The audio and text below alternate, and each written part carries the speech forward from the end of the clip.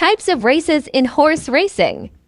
Part I'm 1. going to be explaining in this video the levels of racing in North American thoroughbred racing. At the bottom tier is claiming races, where every horse entered in this race is eligible to be bought out of the race. This is a great way for people to get into horse racing. One, because it's cheaper than going to auction and buying a horse that is eligible to be sold to anybody in the world. It's cheaper than doing that. And you can get a quick ROI, return on investment. You can claim a horse, put him in a race 3 weeks, 4 weeks later, and if he wins, you get the winner's share of the purse. And if somebody claims him out of the race, then you get that claiming money as well.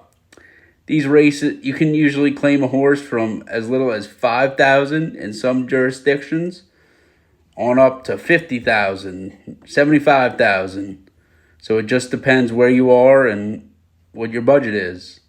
The next level is maiden claiming.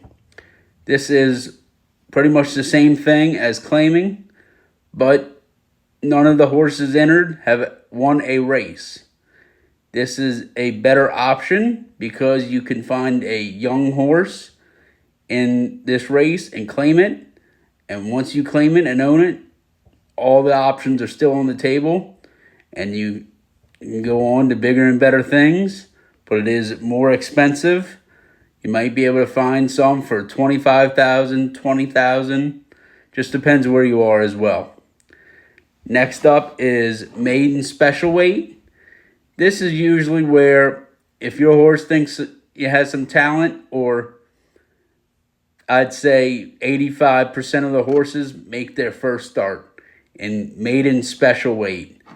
You can find them, the purses going from $30,000 to $50,000, and some races, some tracks in America, they're $100,000, and your horse can't be sold. And if you win a $100,000 maiden special weight, you have $60,000 back on your investment. And the horse has only won one race.